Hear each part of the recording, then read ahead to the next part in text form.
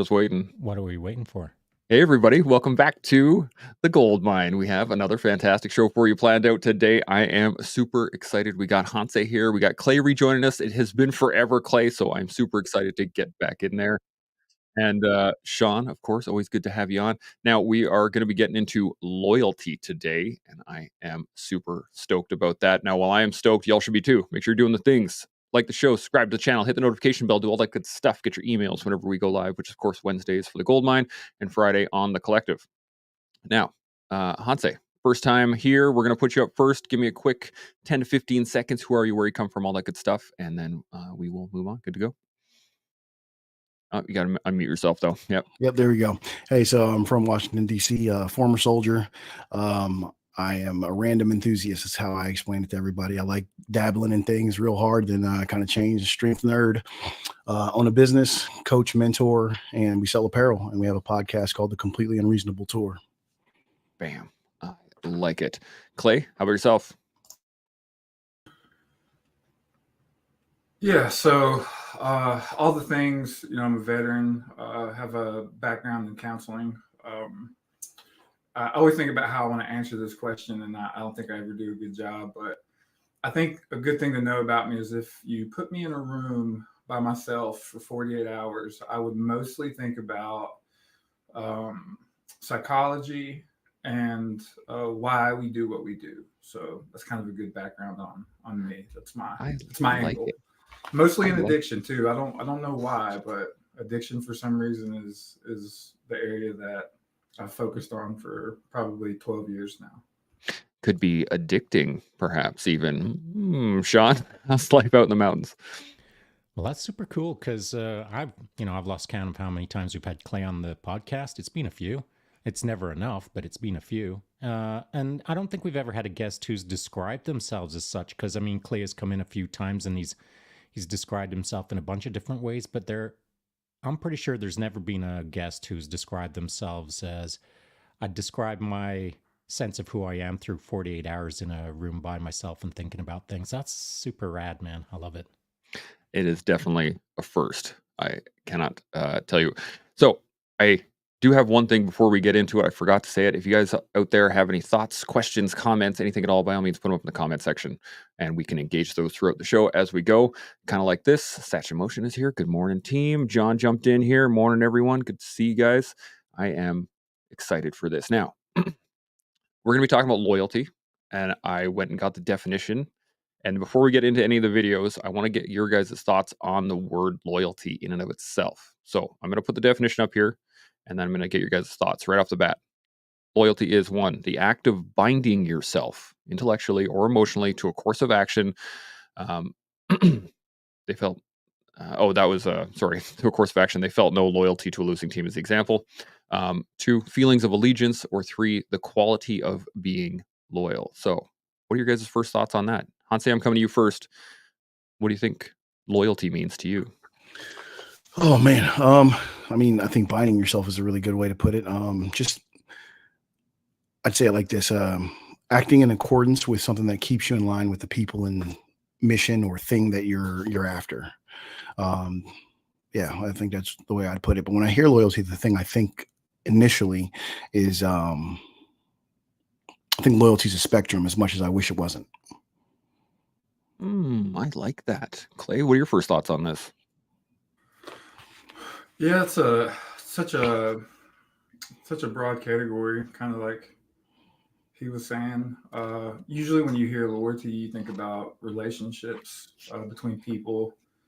In the context of the self, there's also, a loyalty to yourself, and your values. So those are kind of the initial directions my brain starts going. I like it. Shaun, first thoughts? Well, my first thoughts are a cheat because I did do a little bit of homework. And so I'm just going to quickly rattle off what it means to me. So the origination of loyalty comes from the Latin word legalis, which means according to the law. The word evolved to eventually reflect the idea of being true to one's legal or moral obligations. And then it further eventually went on to represent allegiance to something. And so I think there's a difference between allegiance and loyalty. I think loyalty is more of a personal thing, and allegiance is more of a broader structure thing. And so it came initially from Latin, meaning according to the law. And nowadays, it's more along the lines of according to the person. Because as I think we're all sitting here considering the word loyalty, it's a big word, man. And it means a lot of different things to a lot of different people.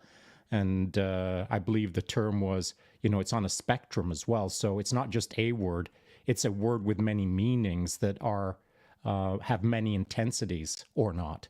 And so it means a few things, and maybe we'll talk about that today. Yeah, we absolutely will. I all of the questions that I had written down and all the videos that I have, you guys hit on every single one of them so far. So I think we're going to be in a good spot. So I want to hit on Clay's point here first.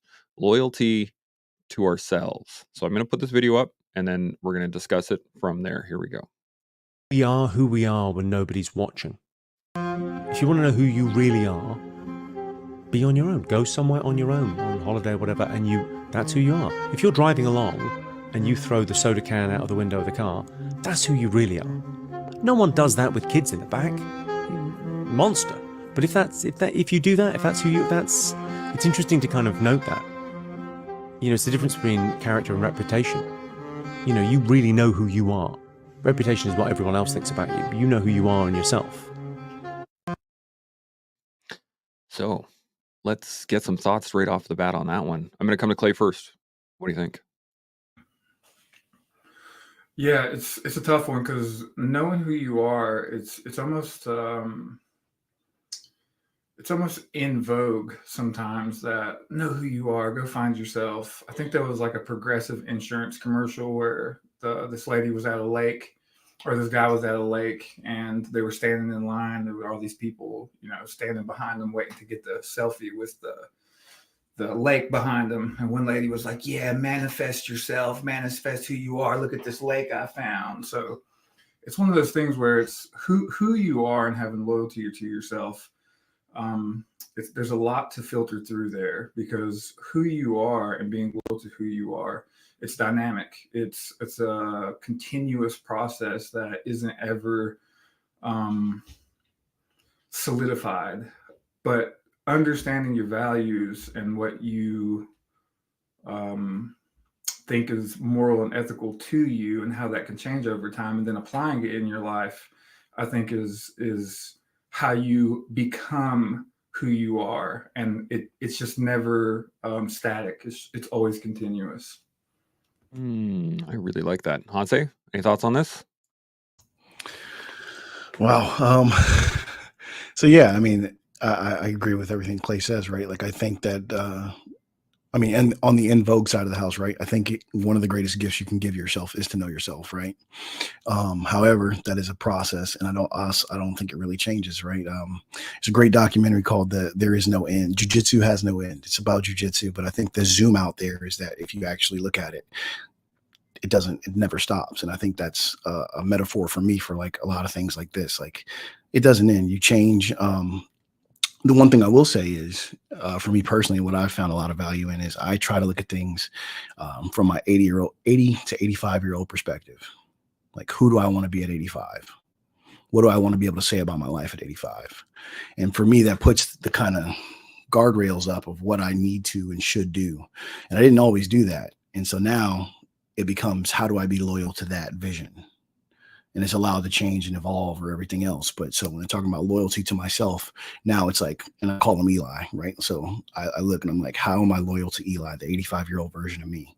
And so it has to stay within that framework of, I want to be able to say, I love this woman properly. I'm a good dad. I went on these adventures. I'm a good friend. I'm the friend that when somebody calls, I answer, and so now that sets the stage for how am I loyal to that? So that's kind of how I hear it and see it. I'm down with that for sure. Shaun, thoughts on this? Yeah.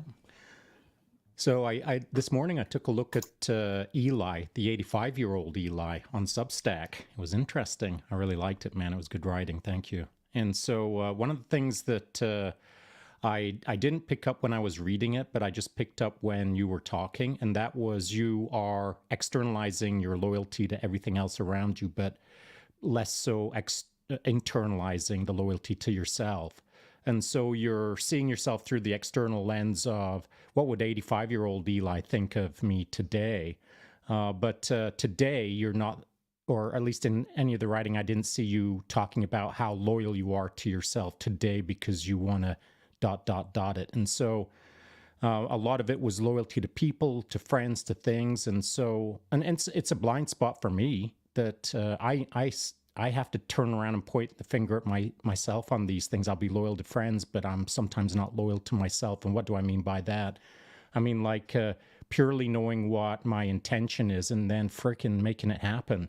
As Clay said, manifesting it, not through the fake-eroni world of social media, but doing things in the shadows that no one ever gets to see, but I see. And so loyalty to me is recognizing me doing work for me and sticking to the trajectory that I've set for myself, irrespective of what's going on and irrespective of who's around me. If no one gets to see it, it doesn't matter to me at all. It matters to me. That's all. And so I think that there's loyalty can be enhanced by simply trying to be loyal to yourself rather than be more loyal to others around us. I think the first starting block is to yourself.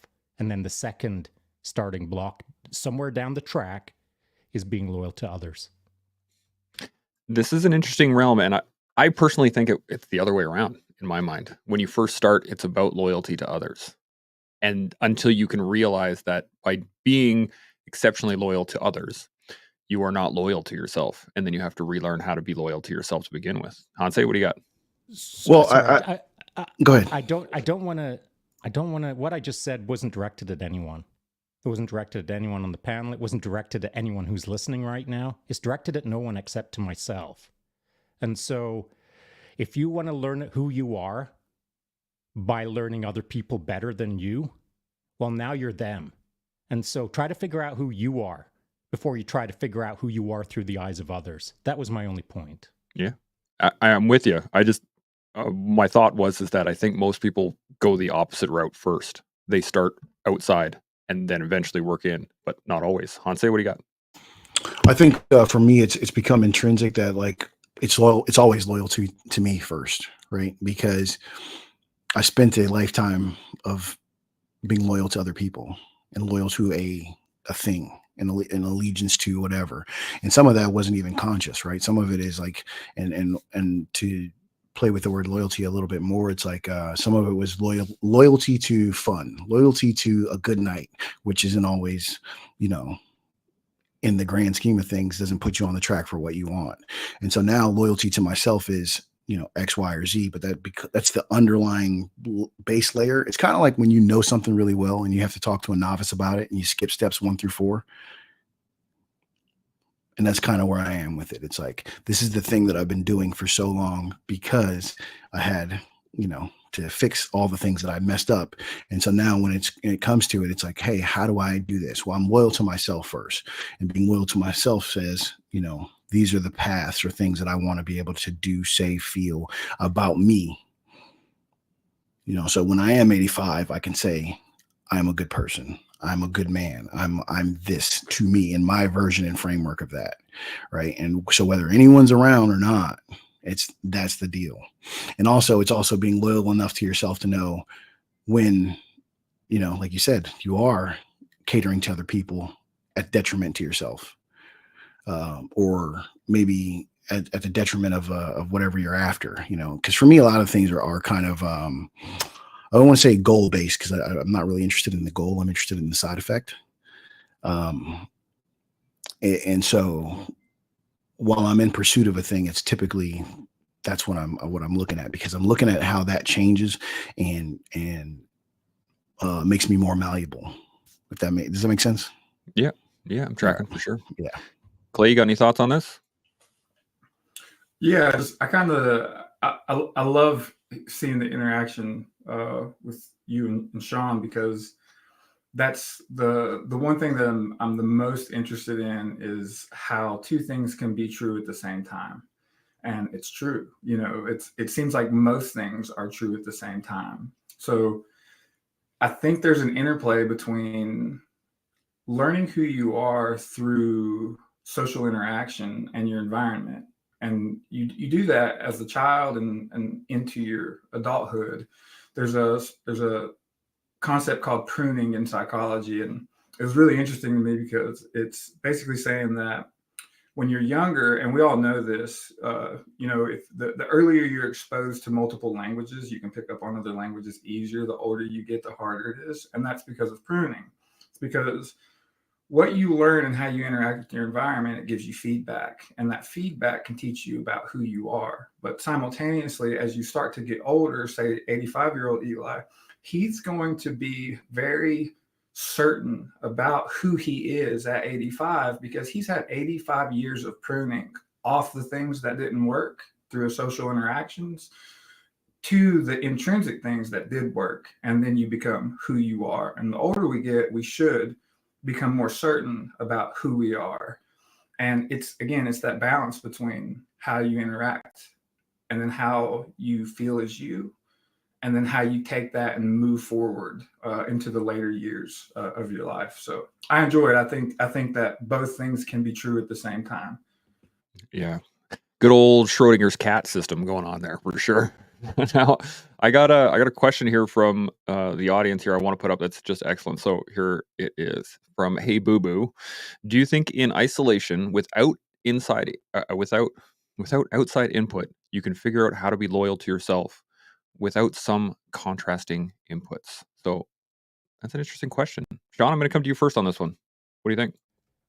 Yeah, I think if the goal is to do that, then yes, you can. But you have to have a clear vision of that's what you're trying to do. And so just let me paint a very quick picture. If you're in isolation, not getting any inside output, and you're wandering around the world like a Ronin, and you're not bumping into people, you're not learning things, you're not interacting, you're not doing things right and wrong with other people, then perhaps you can figure things out, perhaps. But I'm not into the game of perhapses. I'm into the games of increasing odds. And so getting a clearer sense of what I'm trying to do along the way. And that just requires input from anyone and everyone around me, to include the people that, as Clay was talking about pruning, what I was thinking of, you can prune a tree all day long, but you've also got to feed it. Sometimes trees require fertilizer, and sometimes that fertilizer is BS. And so, the external inputs that we get, it's our job to not just consider that we're being pruned. It's being pruned by what? We selectively should be pruning, not letting the world just prune us. And so in isolation, perhaps you can get halfway down the path, but I'm into getting as far down the path as I can without a fixed objective, heading in a general direction, learning things along the way from the people that are around me. I like that. Hanse, you got any thoughts on this? Yeah, I mean, so the first thing I'm trying to divorce myself from the idea of complete isolation since the beginning, right? Because there's always an input. That's one of the things that I'm kind of thinking about, right? So I kind of went through a period of isolation in 2018 to 2021, but I still had inputs. But for essentially 12 to 16 hours a day, I was alone. And during that period of time, I figured out how to be really loyal to myself. You start asking, you start questioning. I think this is one of the values of journaling and one of the values of talking to yourself and asking the proper questions, right? Ask better questions, get better answers and so in doing that, I think, yeah, you absolutely can. But along with what Shaun said, it's you got to have a direction. Now, what I will say is one of the things I've been doing a lot lately with people and coaching and even coaching myself is I'm more interested in going right than wrong lately, because a lot of people are in black and white, pass or fail, and it tends to hinder them way more than it does to be helpful. And so I'm more interested in if today was a 70% day, how can I get to 73? And I think it's the same kind of concept there. It's like if you have a general direction, just like you said prior, like you have a general direction, then you can get somewhere. But if you're just kind of aiming at nothing, good luck. Right? Those inputs are valuable. They are. I mean, even if the input is negative, right? There's that whole negative reverse role model thing, right? Like if you're surrounded by trash people, there's your answer. I don't want to be like any of you. Right? You don't always have to have a good role model. Sometimes the answer is to I know I don't want to be that. And so I think that's again, like without an input, it would be extremely hard. But one solid input or one solid destination, and then maybe you can make some real headway. Yeah, 100% on that one. Clay, thoughts? Sure. I hate to be that guy, but I would like to ask Hey B Hub, who, if I said that right. I think it's Hey Boo Boo. Oh, it's Boo. Nice. All right, cool. So I would be curious what he means by isolation. Is it social isolation? Is it information isolation? Is it, what kind of isolation do we talk about? Because that would probably give me some insight on him as well and what he means. But to me, when I think of isolation, again, my background in addiction is there's a study that was kind of seconded by the Vietnam War called Rat Park by Bruce Alexander. And to sum it up shortly, if you put mice or rats into a cage in isolation, they actually tend towards drug use to death. But if you put them into an environment that they were equal male and female counterparts and they had all of their basic needs met, and there was the option of choosing the drug water over the non-drug water, they actually chose to not use the drugs. So it's a very tricky game in social isolation to figure out how to be loyal to yourself, only because we're very much social creatures by nature. So to be loyal to yourself in isolations of others, I think could be a risky proposition. The same way I think to be in isolation and to figure out how to be loyal to yourself without outside input and information would also be very difficult. So those are my thoughts. Yeah, there's a lot that we could delve into on this one for sure. And if he pops up with any other answers to your questions, I'll make sure to put them up for you. I had 2 points on this. One was Sean's point you made that sometimes things need to be fertilized with BS, and you're absolutely right. There are times as well, to Hansei's point there, that you look around and you're like, man, everything is bad. I need to get out of here. I just don't want to do these things. But a cow patty specifically, initially, it's not really all that useful. But later on, it becomes fertilizer. And at a different point, you can actually use it as a fire starter. And you can, there's multiple uses for things in the right time with the right knowledge. And to Sean's point, you make this all the time, with the right person at the right time saying the right thing can change lives instantly. So I think that's a great point. Hey Boo Boo jumped back in. He says, well, it'd be any isolation, but without conversation and discussion like you guys are having at this moment. You can't figure out, you don't know what you don't know. Appreciate the response. There you go. So that sets that up. Now, any other thoughts on this before we jump to the next video? I got a bunch here. Yeah, just that, I don't want to just choose a camp and say, you can never be a Ronin or you're screwed. And I don't want to say, you have to be a Ronin or you're screwed. There's a comfortable balance between the two operating states. You can operate by yourself and you can operate with people, and you can ebb and flow back and forth based on your mood and your spirit and what you want to gain in life and what you want to get rid of in life. And there's lots of my life where I've wandered the world all by myself as a Ronin in my mind. And it's no big deal to me. I quite enjoy it. But, I want to be very clear when I say that as I was roaming solo, I was interacting with people, and I didn't even have to talk to them. I could be in the middle of some desert somewhere, and if some little girl or little boy or mom or dad or whatever looked at me from 4 streets away and just kind of gave me a little twinkle in their eye, I was going to give a twinkle in the eye back. And so we're always interacting with everything around us. It's to what degree are we interacting and what our intention is as we're interacting. So some of the richest moments I've had in my life of being by myself with people that I don't know, that are more than arm's distance from me. It's just been a freaking namaste special moment, you know? Whatever the magical energy of the universe just slammed me upside the head. And I appreciate that, man. And so I don't ever want anyone out there to think that you can only be this and only be that. It's an ebb and flow. And the longer you flow, the more you'll understand what the flow is. That's a great point. And pretty standard collective answer that I was saying earlier, Hansa, is that it depends. So now I got this next video here. It's in line with what you're just saying here, Shaun. So I'm going to put this up and then we're going to get some thoughts on it. Here we go. Anyone to choose me. If you think you can find something better elsewhere, then go ahead. I'm not holding you back. Life's too short to hang on to someone who's not sure they want to stay. I believe in freedom, in the truth of feelings. If you must stay, let it be your heart tells you this is where you belong, not because I asked you to. I want to be a choice, not a default option.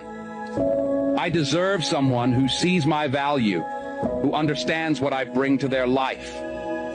I don't want someone who stays with me out of fear of loneliness or out of habit. I want someone who stays for who I am, not who you want me to be. The door is always open. You're free to leave at any time. So if you think your happiness lies elsewhere, I won't stand in your way. And in the meantime, I'll continue to build my own life, to be happy on my own, because my happiness doesn't depend on your presence, but on my own ability to blossom. Bam. Let's get some thoughts on that. Hansa, I'm going to hit you first. What do you think? Oh man. So I think a lot of these things come down to like what you're actually loyal to, right? And what I mean is a lot of times we think we're being loyal to a person, or we're being loyal to a feeling or a destination that's not a real thing, right? And so I think this happens in marriages that last too long, or that probably should have never happened, or anything else.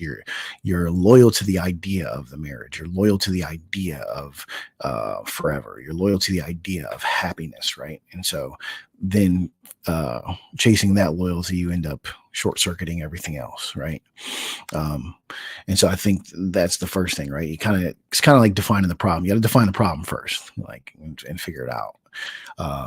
So when I heard that, and I heard about, happiness or anything else, that's the first thing I thought. And then to kind of circle back and make it, what Shaun was saying earlier, being loyal to yourself, like actually knowing yourself and being able to be loyal to that, not some external thing.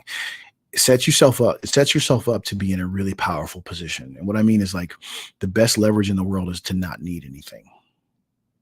Right. And so what he says in that video, like, go on, I'll be happy without you. For me, it's content. I can be content without you.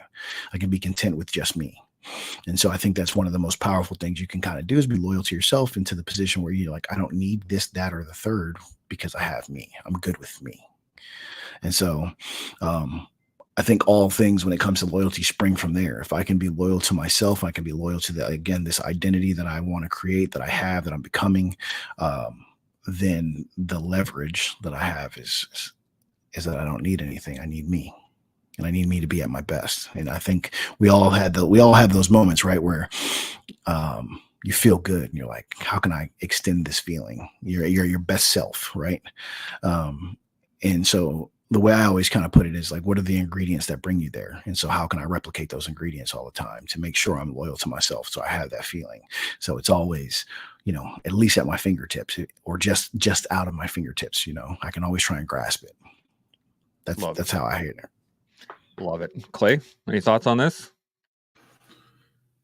Yeah, I love these, like, watching these videos, because for me anyway, I often think, like, why does that go viral? Like, what about that? And then, it's in black and white, and there are all these exciting, dangerous things happening in the background, but at the same time, there's this almost solemn music playing in the background, and it provokes the emotion of this like quiet confidence in myself and in my loneliness or in my solitude. So it kind of hits on what Shaun is saying, how there's it's not one or the other, but two things can be happening at the same time. So what's a person can be alone with no one there and they could feel loneliness.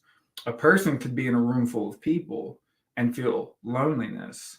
Simultaneously, someone could be roaming as a Ronin, like Shaun says, but it's intentional and it's not loneliness, it's solitude. And so there's a difference, right, between the feeling of loneliness and the feeling of solitude, but both could be happening to an individual at the same time. It's really the perspective of how you take it. In that video, there was this quiet acceptance of the self and of solitude, not of loneliness. And to me, that's important. It's important to know the difference between the ebb and flow of your loneliness or the ebb and flow of the acceptance of yourself and the solitude that you find. But the funny thing is that you can't understand solitude if you don't understand what it means to be lonely. It's kind of it's a human problem in a lot of ways, but I love it. I love those videos. I really appreciate you sharing it with us. Yeah, absolutely. Shaun, you got any thoughts on this? I do. And so I'd like to retract something that I said earlier, which I rarely do. I usually try to own it. But I did say that if I've got to choose between loyalty to myself or to someone else in order to learn who I am as a person, then my default position is I'll be loyal to myself so I can figure myself out before I try to figure out myself through the lens of someone else. So I'd like to retract that. I'd like to make a blanket statement now that I think loyalty maybe shouldn't be loyal to this or loyal to that or loyal to that group or loyal to yourself. It should just be loyal to life. Loyalty to life. Because that's kind of what we're talking about. We're trying to figure out life. We're trying to do a good life. We weren't doing a good life. What is life? Loyal to life. And so what is life? And I mean, isn't that the crux of what we're talking about, generally speaking? What is this life that we're living and how to improve it and how to be a better version of ourselves in life through loyalty to ourselves? Well, I think it takes a lot of experiences. You know, you got to wander around. You got to bump into sharp objects and pick up a scar or two. You've got to make mistakes. You got to have wins. You've got to figure things out. You got to figure out things by yourself. You got to figure out things with other people. But at the end of the day, you're being loyal to life. And I think that sometimes that message is missed, perhaps because we're so loyal to the team. We're so loyal to our military buddies. We're so loyal to whatever the case is. We're loyal to lots of things, maybe 1,000 things, but we've forgotten to be loyal to life. That's what I'm going to chuck out there at you guys. This is a really interesting thing. And to your point, Shaun, I think I had this bumped in my head earlier today, but we had this discussion a while ago where we were talking about, movement in life. And if you really want to go, just have a general direction and kind of go there. And I think for the average person, I know for myself, for many years, I was loyal to a direction. So if, I wanted to head north, I was going north, bearing 000, like I'm heading straight north. And that was the only thing I could see. So any deviation from that was me. I felt at the time I was breaking that loyalty. I was unbinding myself from that north direction. But it took me a while, and it wasn't until, going through the collective and all these discussions for many years that I realized that north is actually, it's 179.9 degrees worth of bearings that is technically still north. And so to your point, Shaun, and I want to get your guys' thoughts on this, is that how much do we need to maintain that loyalty to the bearing versus the direction, or the direction versus the bearing? Clay, I'm going to start with you. What do you think?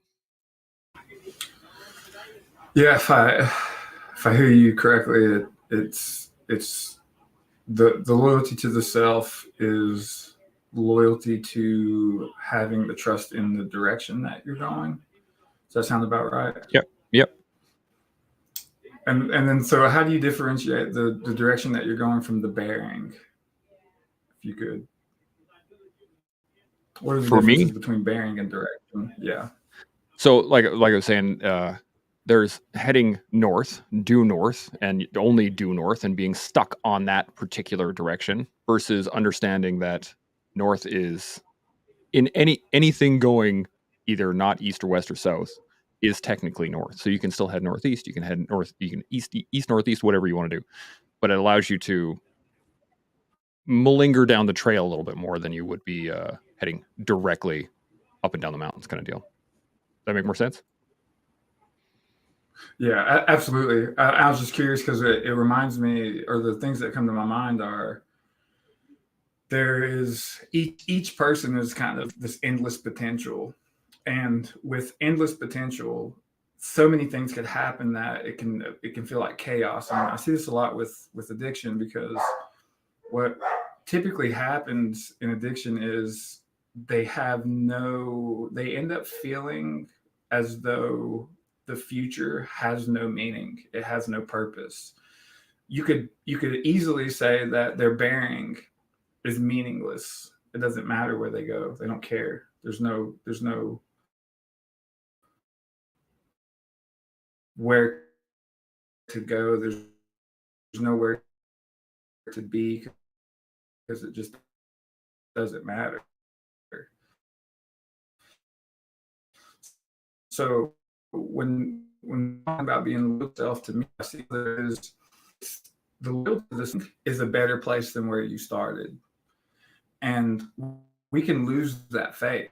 Like we can lose that confidence in solitude or in ourselves that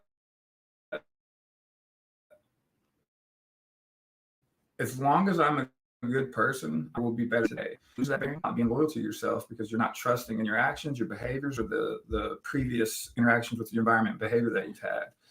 So loyalty to self in some context is having a confidence in the future being better than it was yesterday.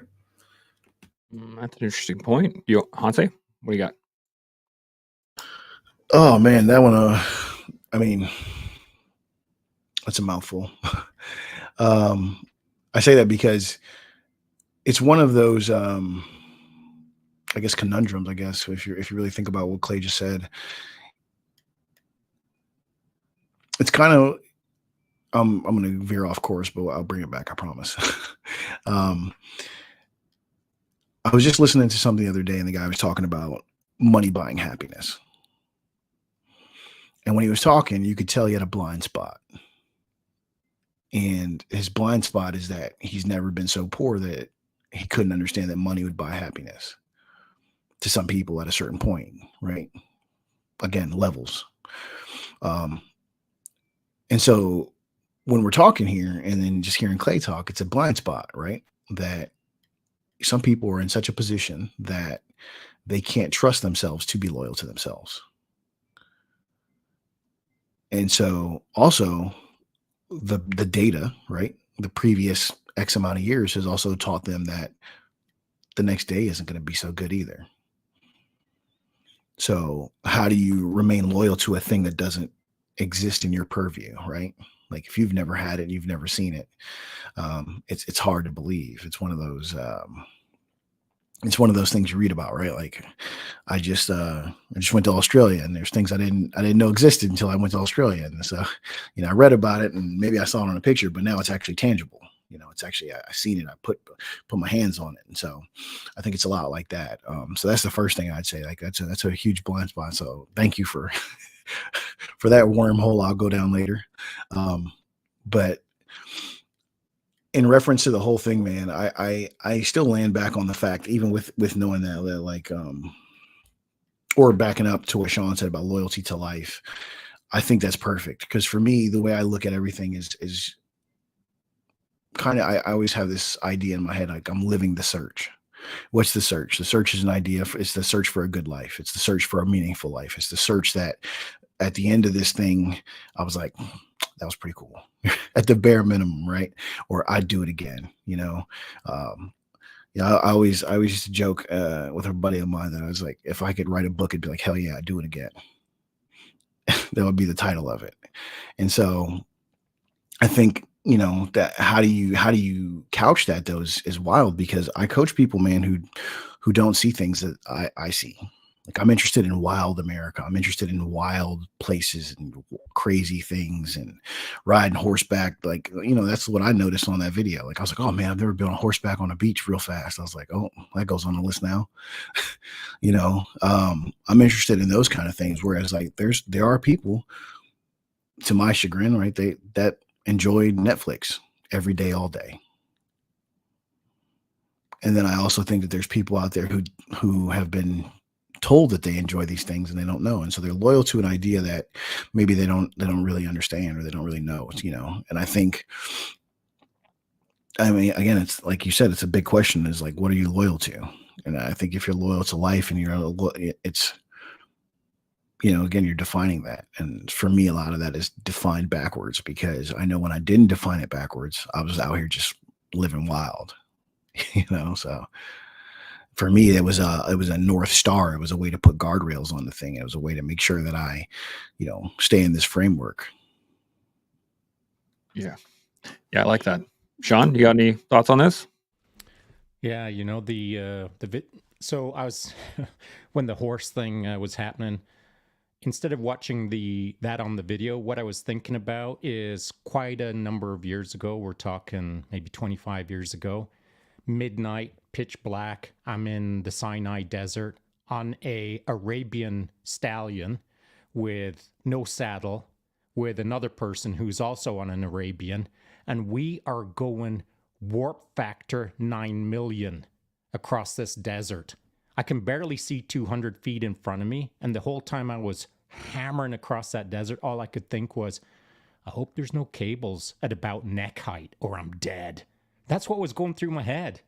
At all of the speed that I was hustling across that desert on that horse, all I could think of was, I wonder if my head will get cut off by a wire or something, a barbed wire fence or something.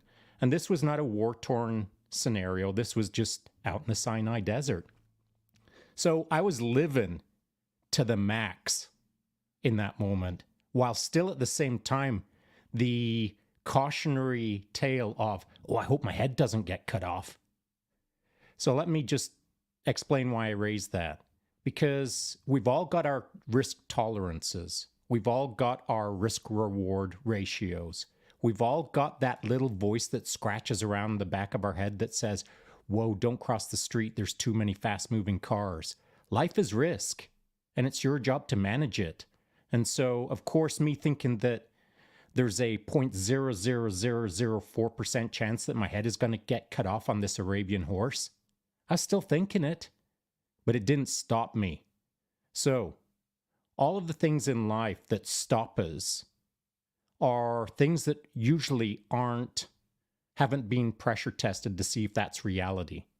And so, if you're sitting at home watching Netflix thinking, man, I don't want to go out and ride an Arabian horse in the pitch black in a desert, that sounds like a freak show. Well, I edged my way up to that moment over many years.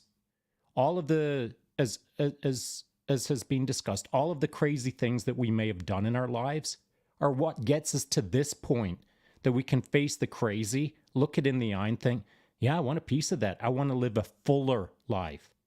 But full doesn't mean risk-free. Full life doesn't mean throwing caution to the wind and not really considering what you're stepping up to on the start line. It means doing a risk-reward analysis. It means mitigating any incoming risks that might be in the near future, managing it as best as you can, and then frickin' sending it. Like getting after it. Like picking up the pace. That's generally what I think we're supposed to do, is live a fuller life than we ever expected to live. And so, your question chance of, perhaps I'll reframe it, of like, how does a person do what they're going to do without knowing what they're going to do, and what holds them back? Usually it's because they haven't been encouraged to step out into the desert and get on a horse. Or I think the biggest reason is this: it's timeline. Everyone looks at the near timeline. as to the problem is this thing in front of my nose and I'm just not going to start. Sometimes it takes decades to get on a horse in a desert, but chipping away at it is what gets you there. I did a video several days ago out on my single track, out on the mountain bike trails here. It was a bit of a rainy day, and I'd entered into a section that was wending and winding its way through the forest. And as I was walking down the trail, I was talking to the camera explaining this aspect. And Clay, maybe I should have shot it in black and white so it would have had more traction with some cool music in the background that would have had us all thinking a little bit deeper. But my general message was this. This path that wends and winds in front of us, that's taking us in a general direction. All you got to do is stay on the path. Flow with the path. The path is going to take you in the general direction that you wanted to go, but it's going to do it in its way. I've got to stay on the mountain bike single track to get to where I want to go. Just because it's heading this way doesn't mean that I'm going to shortcut through all the trees. I'm not going to start riding through a river. What I'm going to do is I'm going to wind and wend my way through the trail, go on a bridge, and then continue on my single track trail. That's what I'm doing. That's what we all do. But somehow we distort the ability to stay on a simple little path through a forest. We extrapolate that out into our life and say, no, the path, I'm going to choose the path. Life isn't going to distort my idea of the path. That's not the way it works, man. Life is going to take you on a journey. You have to interact with life. It's your job to shape it. But ultimately, you can't control all aspects of it, so you've got to learn to flow. Yeah. And to your example of the horse in pitch black running through the desert, you're not controlling that horse. Like you're giving it suggestions basically, and the horse is doing the thing. and that's the key. If you're running full speed on a horse on a beach or in the desert or whatever, the horse is doing the work. You're along for the ride. You can make suggestions and kind of adjust the pathway, but you're not really fully in control. And I think that's a great example for sure. Any other thoughts on this before I jump into the next video? Yeah, Hansi, I got something for you. It's I kind of forgot about it when we first started, but a lot of this to me is the difference between directions and a treasure map, right? Like a lot of times we set out on a journey, and today you want a directions. You want Google Maps to tell you steps 1 through 30. This is what we're doing. Take a left here, take a right here. And it's like, in order to be loyal to a good life, what you have is a treasure map. Is you have where you are and you have an X. And how you get there is going to be dictated by a lot of things that are going to come into play. But that's also adventure, right? Like I think that's one of I always think about the cost of adventure, the cost of something new. Because a lot of times when you talk to people, that's what they're doing. To Shaun's point, right? Like they're talking about risk management or cost. Like, what's this going to cost me? It's going to cost me time. It's going to cost me a limb. It's going to cost me this. And then what you're really trying to explain to people is like, it all costs. You can sit on the couch and watch Netflix, right? And I've used this example, but I'll talk about it now. Like, I'm going to need a new hip in about 8 years. I'm trying to put it off to 50. I'm 42 right now, and we already know it. Right. And that has come at the price of heavy squats, jumping out of planes, rucks, gear, deadlifts, just jujitsu, all these things that I love and I beat my body to a pulp doing. Right. And that's the price I'm going to pay. But there's also a guy who's 42 right now who's saying the same thing, and he bought it all via the couch. Right. And so we start looking at that risk tolerance. What people I think forget, or they don't know, or they think it's a bridge too far, or they'll talk to Shaun and be like, I could never get to an Arabian, ride this horse in the desert. But what it actually is, and he made a brilliant point in it, is like, and I forget it too, like you microdosed your way to this.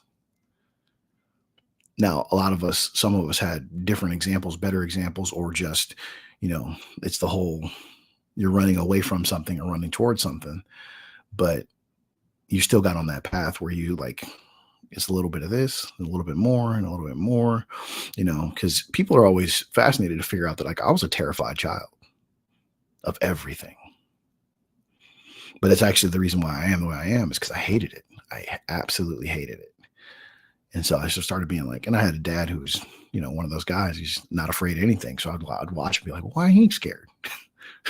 Why isn't this guy scared? And so becoming, again, loyal to life, loyal to yourself, which was my thing, was being loyal to myself. Is what is that version of me that I'm chasing all the time? That moment where I'm like I just had one recently. I climbed this mountain, I'm on the top of it, and dude, I sat at the top of this mountain and cried like a baby. Because I was like, thank you to everything good and bad that I've ever done, that's ever happened, that it was, all these things that even if they weren't loyal to me at the time, it's what got me here. And what's led me to the point where I know how to be loyal to myself and what I'm chasing. And so I think it's going to sound wild, but one of the things I think we miss with young men today is we're not selling them adventure. We're not selling them the treasure map, right? What we're trying to sell them is a guarantee. If you do this, you will have this. Instead of, hey man, if you go out on this journey, who knows what happens? But you could encounter women, you could encounter a good time, you could encounter, foreign entities. Like, who knows? There's things out here that you can encounter that you never thought were real. I never thought I'd find myself on the beaches of Los Gigantes in the Canary Islands, but I did. And you don't know that's on your bingo card until you go out on the journey, if you're willing to go out on the journey. And again, pay that cost, right? Sometimes that cost is inconvenience. Sometimes that cost is your flight got canceled. And so, but if you're loyal to that thing, you pay the cost and you move forward. Yeah. I just thought that was important to say. Oh, absolutely. It crystallized something in my brain too, in the fact that I'm a big fan of like high fantasy and stuff like that. I love reading those books and watching those movies and playing those games. But the reason that I love them so much is the fact that there's always the prophecy, and the prophecy is always,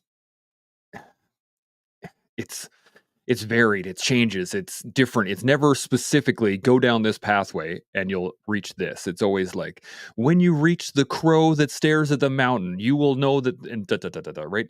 It's always in allegories. It's always in, I'm trying to think of the word, but I can't bring it up. So I'm not going to work on that too hard, but that's what I always loved about it, was the fact that the adventure consisted of you trying to find those markers, but the markers were never that specific. You had to be standing in the right spot at the right time with the right sun, with the right thing for it all to kind of line up and go, oh, there it is. Okay. And then you can move on to the next step, which is, I think, kind of what we're getting at. Now, I have one more video, unless anybody's got any more thoughts.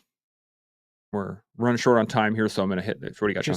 Just that we have had a podcast or two on this specific topic of adventuring and how it is important, no matter how raggedy your treasure map is, and mine's freaking got all the coffee stains on it at 60.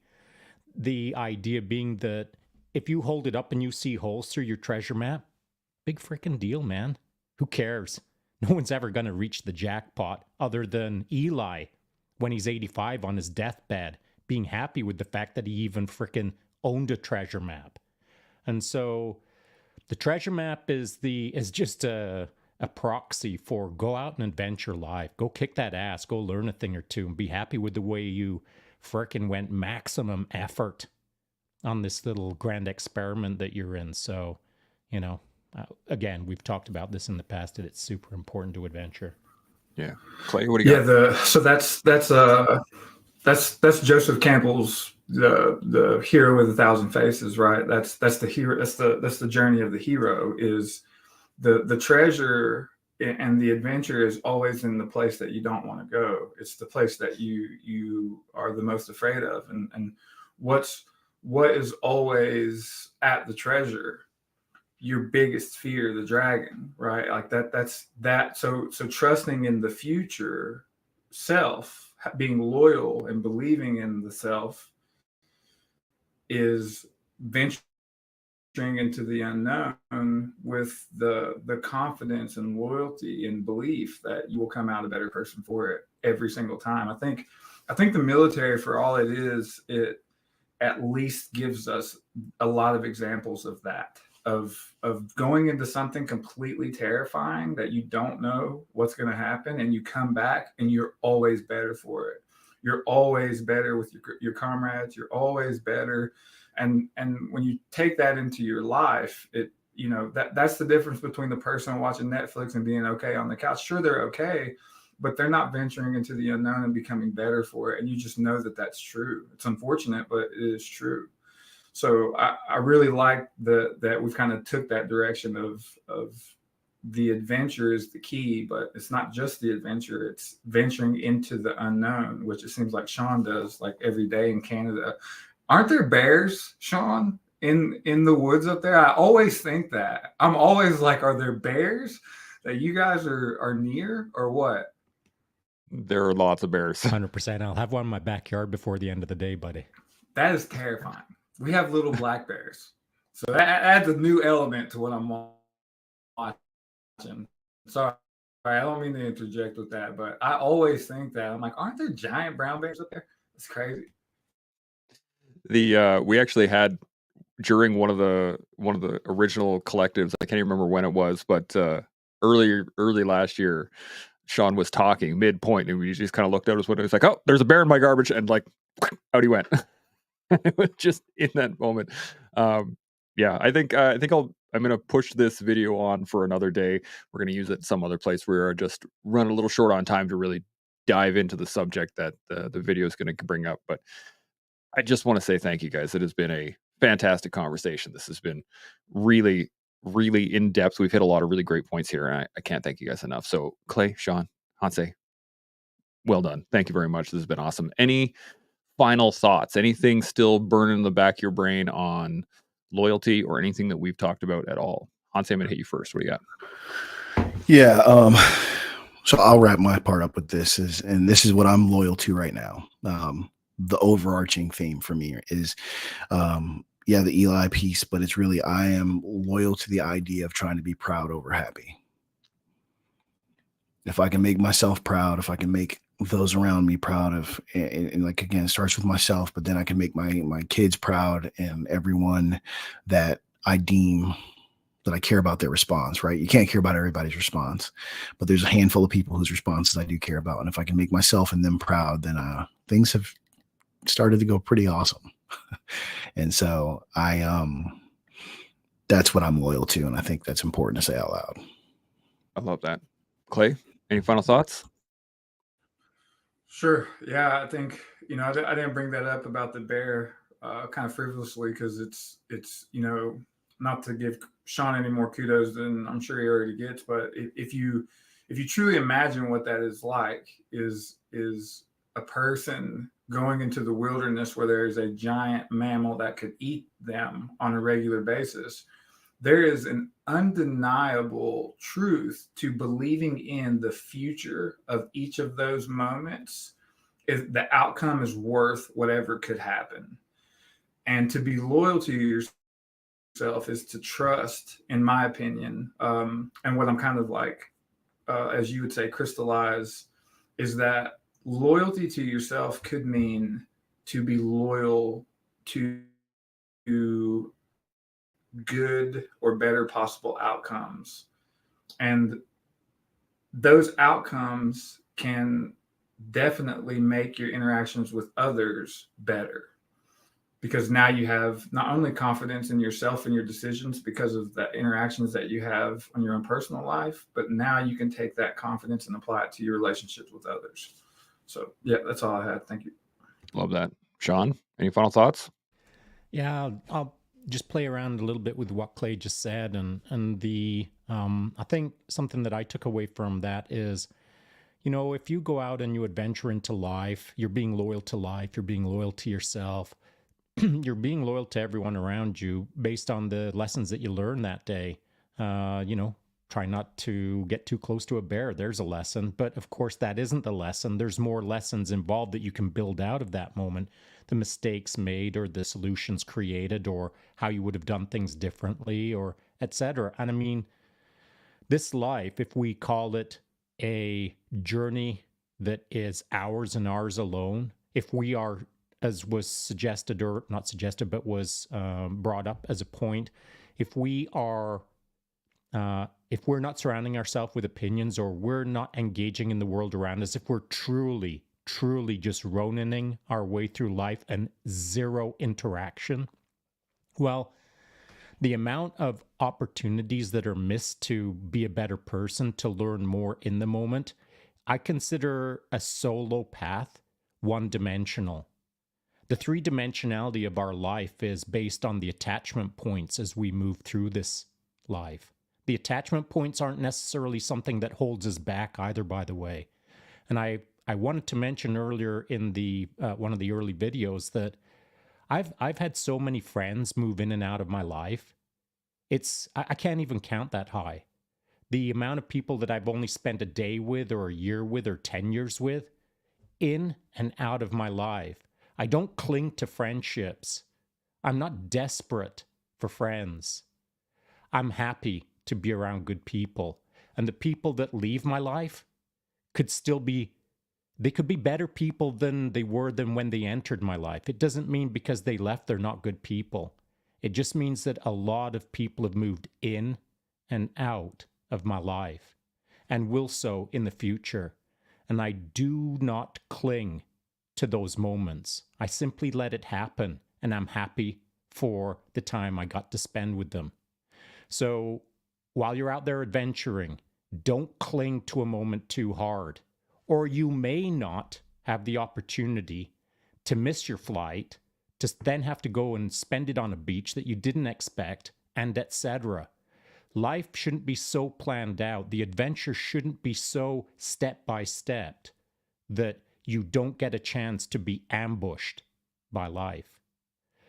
The good and the bad of life is what forms our character. It forms who we are. It forms us for others. So while you're out there adventuring, while you're out there being loyal to yourself, understand that all along the way, it isn't a solo journey, and you're supposed to pick up what's being put down and hand it off to others when the time is right. The right person saying the right thing at the right time can really move the needle for someone else. Last thing I want to say, this was only an hour, or an hour and 1 minute. And I've got some things scribbled down here talking about the fundamental value of loyalty throughout history with ancient civilizations, feudal systems, blah, blah, blah, all kinds of things, and how that got us to the point that we're at right now, where there are negatives to loyalty. And I'm just going to quickly rattle them off here. It's going to take me 10 seconds. Blind obedience, resistance to change, groupthink, sacrifice of personal values, conflict of interest, exploitation, injustice. These are all aspects of loyalty as well. So it's not all unicorns and rainbows. It's not all rah rah sis boom ba, go out there and adventure, be loyal to life, and you're going to win. There's downstream downside. And so you have to yin and yang your way through life. You've got to see the good and the bad, and you've got to accept what's in front of you and learn from it in the moment. Yeah. I only have one thing to add on to this, and that it kind of goes to exactly what you're talking about. But danger is real, right? To Clay's point, there are bears in the wild. There are sharks in the water. There are dragons in the mountain. And you could very well go on an adventure and not come home. That's an accurate assessment. I mean, all of us from the military, we've lost friends, we've experienced that. But I would postulate this question for everybody at home to think about while you're doing this, is that there's danger here too. I could get hit by a bus. I could have an aneurysm and fall over. I get a heart attack from, eating all the crappy food and sitting on the couch all day. Danger is real. It's not just on the adventure that there is danger. So how do you want to go out? Do you want to go out fighting a dragon? Or do you want to go out getting hit by a bus while trying to get to McDonald's? Right? There's a question there for you. So think on that. I really do appreciate the conversation, everybody. This has been absolutely fantastic. We'll have to set up another day to continue on the conversation of loyalty, because it's such a huge topic, and we're definitely going to hit this back. So other than that, I got nothing. Continue every day to learn, build, and grow. We'll see y'all next week. Chimo, everybody. Chimo.